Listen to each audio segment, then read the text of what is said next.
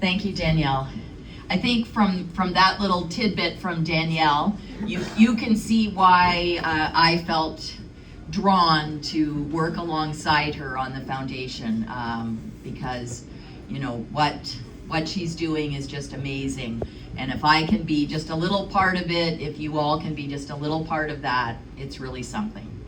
So I would like to introduce our next speaker. It is my honor to introduce Dr. William Tran. He is our Chief Scientific Advisor for the Foundation, and he worked with Danielle in terms of her treatment, but has been so incredibly supportive to us as a foundation. He's met with us, he's offered his help in any way possible, he's reviewed parts of our website so that we can make sure that what we're telling people is evidence-based and is the latest information. So we are so excited to be working with him. On top of all those wonderful things, he is like the most warm, engaging guy you are going to meet. When we met with him just for an hour several months ago, I just came off the call just so inspired and again, even more enthusiastic about what we were doing. So please welcome Dr. William Tran.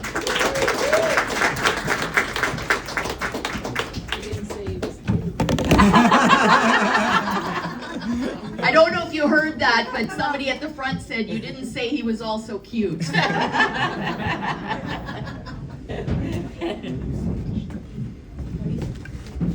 I had to get my glasses on. I just only think I'm young, but I need old man glasses as I'm giving this little talk.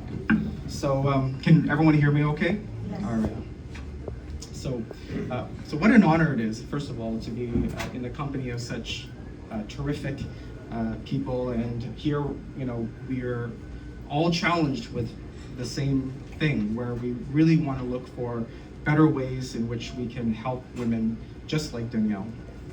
So when Danielle asked me to join the organization, it was really a no-brainer. I wanted to put get my feet wet, jump right in the water, and really join this endeavor with this very worthy organization. When she spoke to me, she said, okay, you have to talk for 7 to 10 minutes. There are things that I need you to cover. And she treated me the same way when I saw her at Sunnybrook too. So she wants you folks to know who I am, what is the motivation of the IBC and why we're even doing this, what is IBC, inflammatory breast cancer, and what do we need to do moving forward, and lastly, why is this work important? And I'm going to give a couple of stories, and it may seem like I'm diverging, but I promise you it's all going to tie in together. So I want to explain to you who I am. And just by very brief introduction, I'm an associate professor of radiation oncology and senior scientist at Sunnybrook.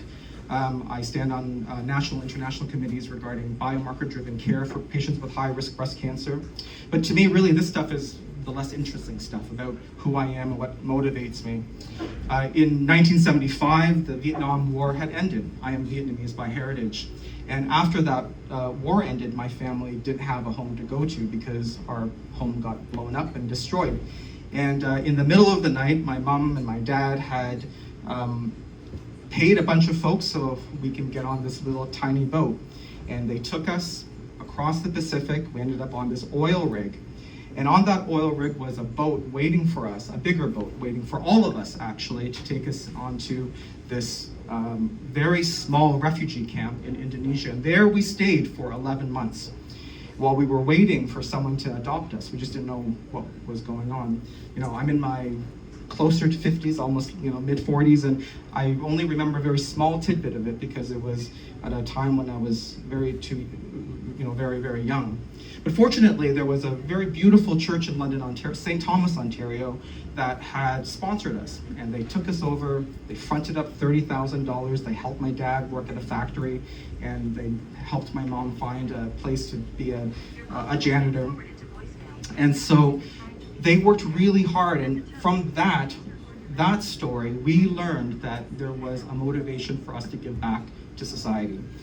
There was no question about it that we were going to grow up, do something to give back, because this country really changed the course of my life, the course of my sisters and brothers' lives, and of course my parents.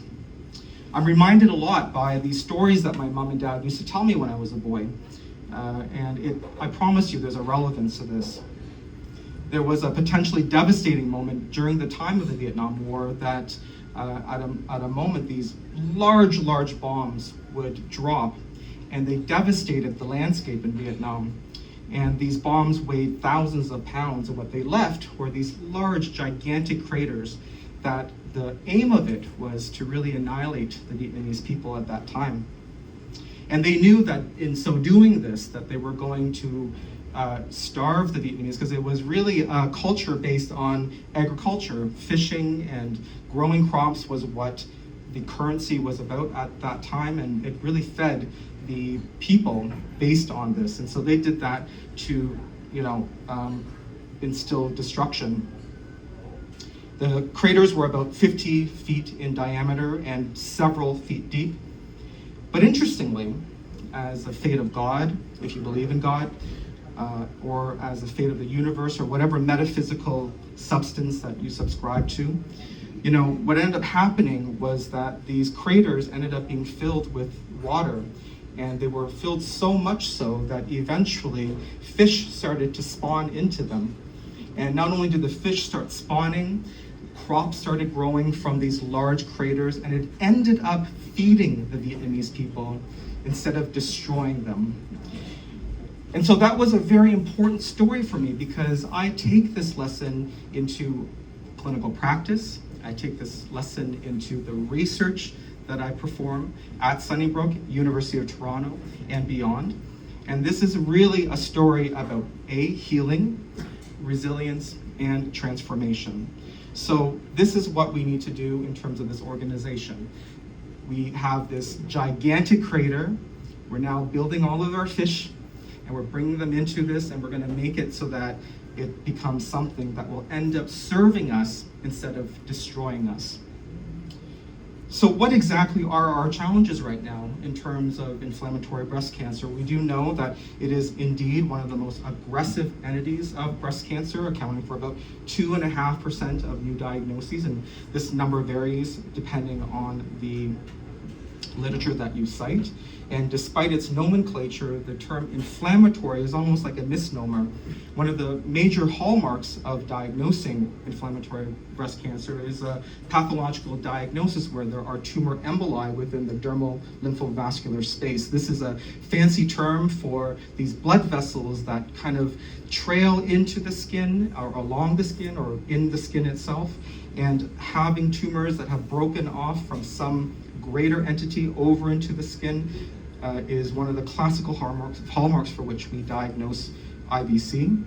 Clinically, for the most part, when a medical oncologist like Dr. Renna will see a patient, one of the things that she will do is also visually inspect the breast, and if there is some redness or some pattern within it, this is where one of the elements of diagnosis comes from.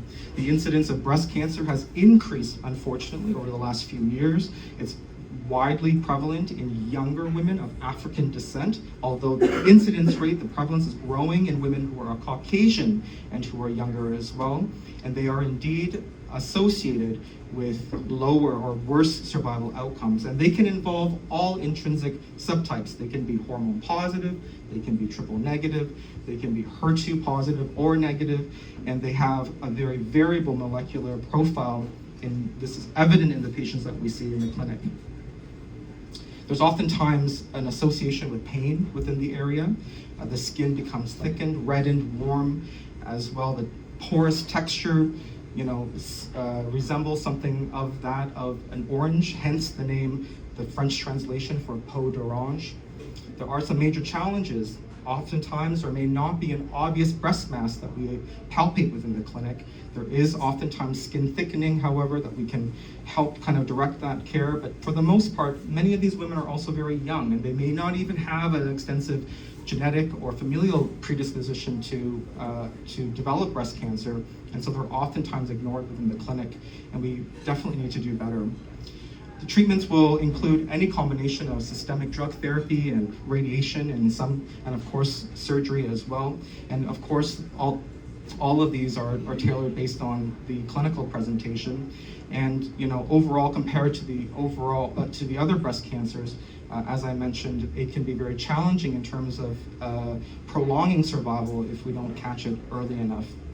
We are doing better. There are clinical trials, albeit very short list of them, that are now focusing on many different aspects of the woman's journey, diagnosis to treatment, and of course, my passion, which is surveillance care. How do we do better at monitoring the likelihood of recurrence, and what can we do to better understand these patterns for which breast cancers return?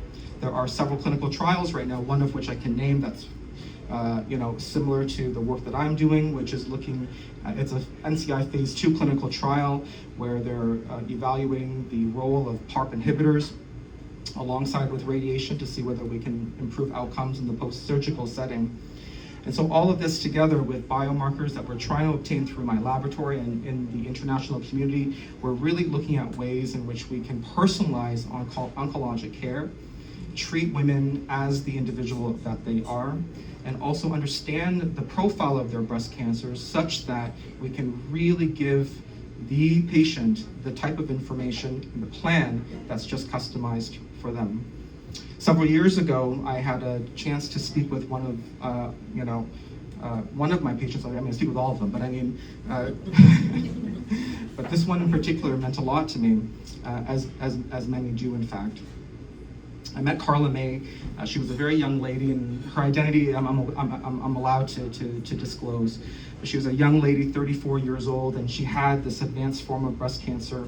And she was a very sheltered lady, and she didn't have a lot of friends. And we had seen her in the curative setting, but unfortunately, several years down the road, she developed recurrent metastatic breast cancer. And I hadn't seen her since the time that we had given her treatment.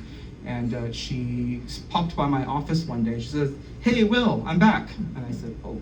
And she said, "Oh, I'm seeing so-and-so, and these are my treatments." And so her and I, got to talking. I didn't see her for a little bit of time, actually. She was taken care of by one of my colleagues. But I had a chance to reach out to her again. She messaged me, actually. She said, "Lay, I'm over in K-Wing." And for those of you who don't know, K-Wing at Sunnybrook is the palliative care center. So she was on her last and ending days with us. We ended up, talking a little bit more, and she said, "I'm kind of lonely. Like, can you hang out with me for a little bit?"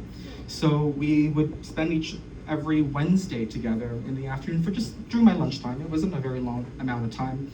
And we would call them Wednesday with Willie. And and what we would do is, we would play puzzles. There's actually a picture on the Sunnybrook website of putting together pictures and puzzles. And we just did a bunch of activities together. And, she was quite naive, and she asked, some questions that were really, controversial, and just a really cool character. In the last days of her time, just to answer the question, what's motivating me to do this work, it's really about women like Carla May. And she wrote me this letter that I try to share with everybody that I can at every conference or at every talk that I give. And I'm going to share that with you, so hopefully that will motivate us as a team to move forward as well. April the 4th, 2019. As I type this letter to you, I realize that it has been exactly 6 years since my initial diagnosis. March 18th, 2013 happens to be my sister's birthday, so it's impossible for me to forget that day.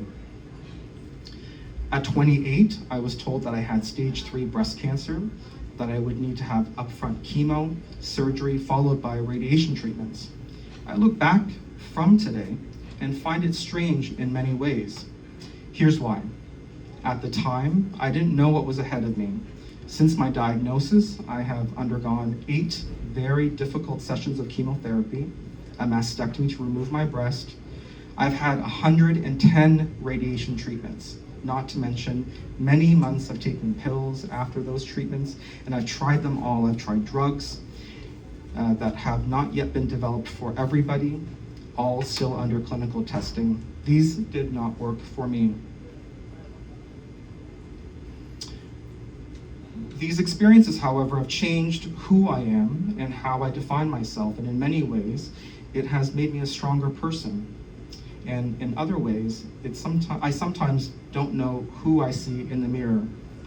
December 12th, 2018, I was told with my mom and my sister by my side that I would not make it past Christmas. You're told by doctors and nurses and all of the healthcare team that you have a quote-unquote new normal. What the hell does that mean anyway? It has been 6 years since I've been trying to define my new normal, and this constantly changes. Right now, my normal includes residing in the palliative care unit at K-Wing at Sunnybrook. Very frequently, someone passes away or leaves their room, and I never see them again. It is hard to explain, but you think twice about how you spend your time and what sorts of things you focus on. If I could share with you one important message, I would say that every day matters. Being kind to yourself and others matters more than you think. So next time, if you see somebody bald or someone who looks sick, just smile at them and say hello. It really goes a long way. And shortly after this, actually just a few weeks after this, Carla may have passed away in her bed at 10 p.m. and she was indeed surrounded by her family and her loved ones. So why are we here? Well, we're here because in the future, the Carlas, the Danielles, the Jades are going to have access to all of the treatments that are available to them, and the information will be readily available to them, and they will have a fighting chance at beating inflammatory breast cancer. And so for that, I thank you for coming today and supporting this outstanding organization.